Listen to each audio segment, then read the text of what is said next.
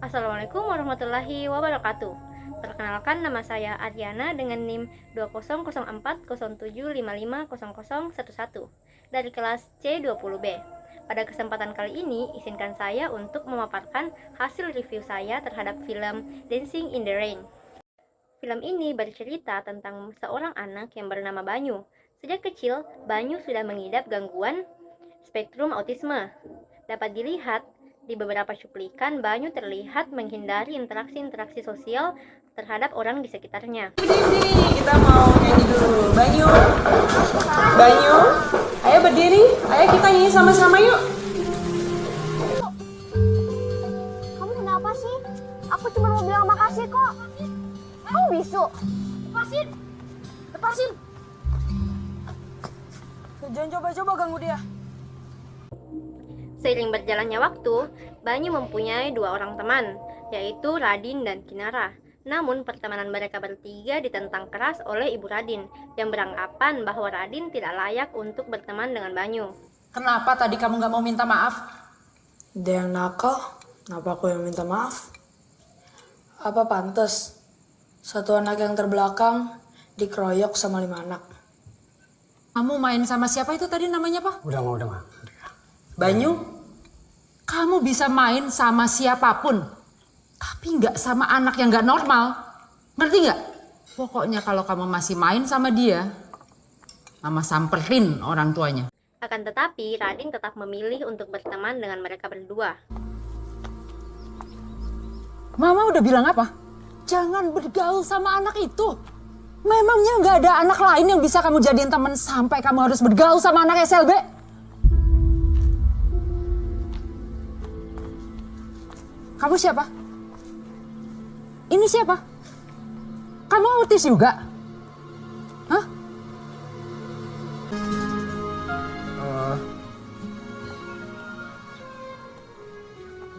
Iya, Banyu juga.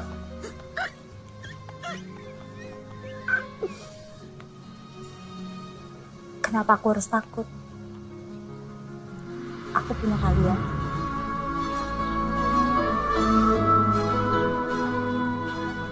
Kinara punya Radin. Punya Banyu juga.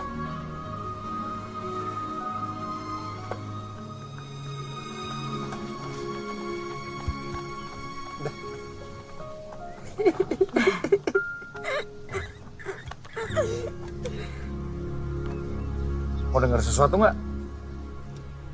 Happy birthday Kinara! Suatu ketika mereka bertiga sedang istirahat di sebuah restoran setelah bermain di pasar malam seharian.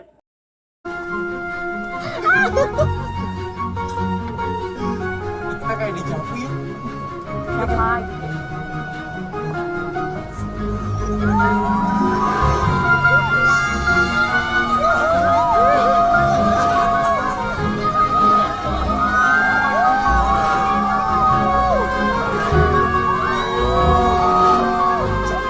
Fokus. Oke, tenang. Tembak. Tunggu. Yes. Saya jelasin dulu. Udah kena, bentar. Iya, baru 1 kaleng. Kalau 3, tuh dapat tuh panda. Kalau bisa jatuhin 5 kaleng, dapat boneka yang sedang. Dan yang paling gede berapa? 10 poin. 10 poin? Ya. Gampang. 10 poin. Banyu. Dua, tiga. Tembak. Ketika memasuki restoran, ada sekelompok orang yang menghina Banyu. Radin yang tersulut emosi kemudian melawan mereka. Tapi naas, Radin berujung dikeroyok oleh kelompok tersebut.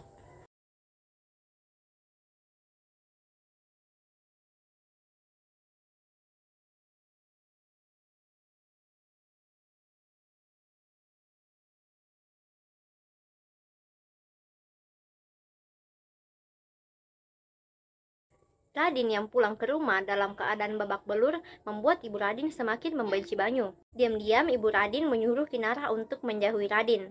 Kemudian, Ibu Radin juga mendatangi Banyu secara langsung dan menghinanya. Radin. Sini kamu. Sakit. Sini kamu. Saya kesini mau ngomong sama kamu ya. Kamu itu mestinya tahu diri. Sejak kecil kamu selalu minta perlindungan dari Radin. Saya ini Saya ini ngelahirin, ngebesarin Radin bukan untuk jadi pelindung kamu, tahu nggak? Apalagi temen kamu si Kirara itu. Radin yang menyusul ibunya mendapati ibunya tersungkur di tanah. Radin tidak tahu bahwa ibunya telah menipunya agar berpikir bahwa Banyu yang telah mendorongnya dan Banyu berhasil mencelakai ibunya.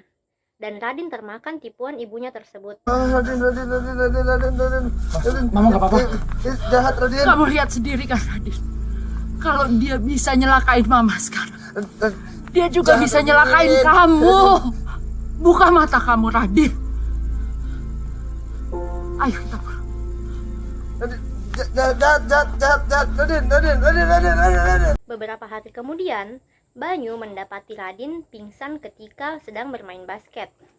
Setelah diperiksa oleh dokter dan didiagnosa, ternyata Radin mengidap penyakit gagal jantung seperti ayahnya.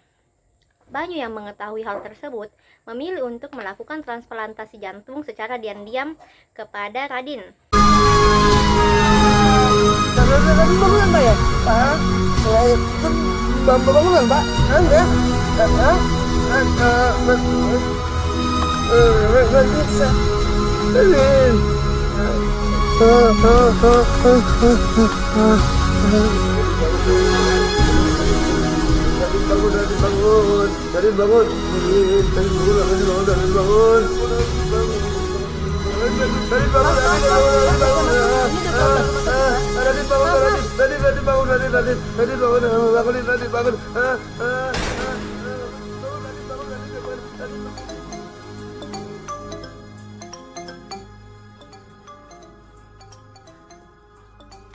Maaf, apakah di keluarga ibu ada riwayat penyakit jantung sebelum?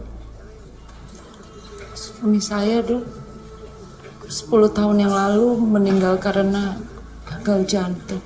Begitu, karena di catatan medis ini juga mengatakan bahwa anak ibu mengalami gagal jantung dan harus segera menerima donor jantung. Ayo. Nggak boleh. Mari kita bicara di dalam. Silakan. Radin sangat sedih dan menyesal akan hal tersebut, dan Radin juga sudah mengetahui tentang kebohongan yang dilakukan oleh ibunya. Dengan perasaan sedih, Radin dan Kinara mengunjungi Banyu di pemakamannya. Jakarta. Banyu Anggorot bukan hanya seorang penderita autisme, melainkan ia juga pendonor transplantasi jantung bagi sahabatnya.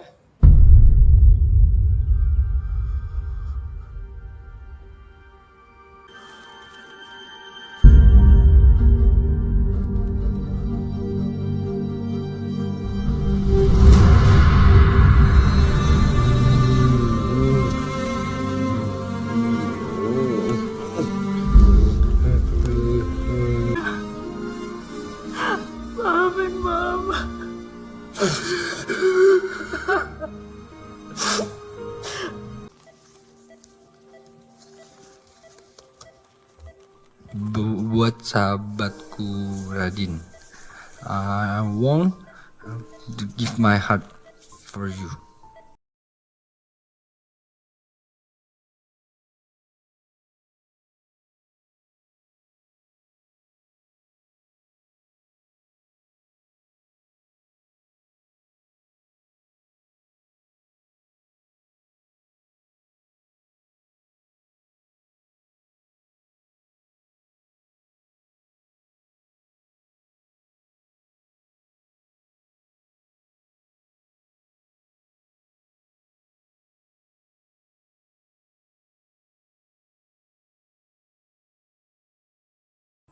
Dalam film ini, hikmah yang dapat diambil yaitu sebagai makhluk sosial, kita tidak dapat melakukan tindakan diskriminasi hanya karena fisik dan keadaan kita yang berbeda kepada orang lain. Sebagai seorang guru, yang harus dilakukan terhadap siswa dengan spektrum autisme yaitu melakukan pendekatan emosional terhadap anak dan mengajarkan sesuatu secara perlahan dan telaten. Kemudian memberikan perlakuan khusus yang menyesuaikan dengan karakteristik anak.